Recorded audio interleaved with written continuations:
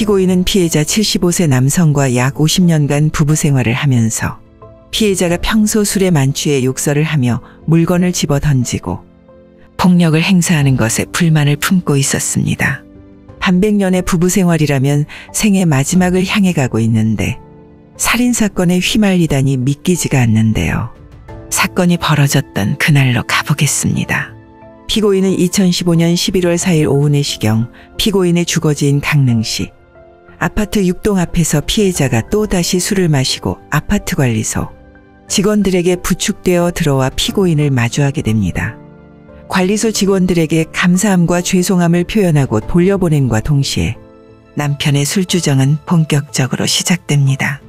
신고 있던 구두와 거실에 있던 모기약 통을 들고 때릴 듯이 위협하며 입으로는 욕설과 동시에 횡설수설을 하는 모습입니다. 하지만 이날은 음주가 심하였는지 아니면 술을 이겨내지 못하였는지 유난히 휘청거렸고 이 틈을 타 부인은 위협하는 물건을 빼앗아 바닥에 던지고 난 후 술에 취해 거실에 쓰러져 있는 남편을 보고 극도의 분노를 느끼기 시작했습니다. 부인은 술에 만취하여 누워있는 남편의 겨드랑이를 양손으로 잡고 작은 방으로 끌고 들어가 전기장판 위에 눕히고 난 후 누워서 태평하게 자고 있는 남편의 면상을 보자 평소 남편의 폭행 등으로 피해 입은 것에 대하여 분노가 폭발하게 됩니다. 분노가 폭발하자 소나기에 자신도 모르는 힘이 들어가기 시작합니다.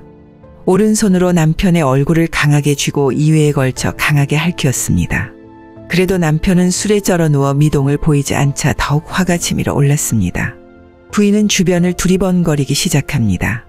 그러던 중 눈에 들어온 자신이 사용하는 목도리를 들고 와 피해자 허리 옆에 양발을 벌려 선 채로 피해자 목 뒤로 목도리를 집어넣어 앞으로 크로스하여 양쪽으로 힘껏 잡아 당기기 시작하였습니다.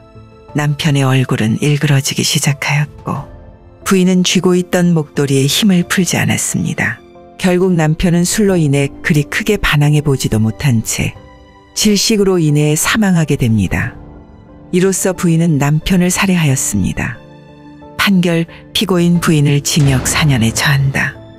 해당 사건의 최대 처단형의 범위는 15년이었으나 재판부는 양형의 조건이 되는 여러 사정을 종합하였습니다.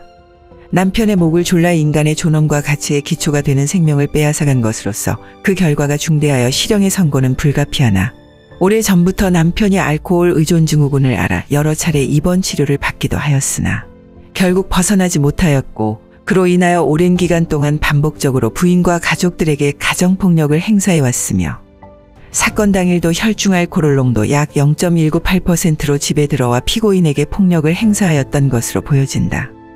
또한 피고인과 피해자의 장남과 딸은 아버지가 술에 취하여 가정폭력을 행사한 무책임한 가장이었다고 진술하면서 어머니인 피고인의 선처를 간절히 바라고 있는 점 또한 반영하였다. 주치폭력을 50년간 견뎌내며 살아온 부인과 그의 자녀들. 결국 살인사건으로 마무리가 되었지만 마음을 오히려 무겁게 만드는 사건이었습니다. 여러분은 이번 사건을 어떻게 생각하세요?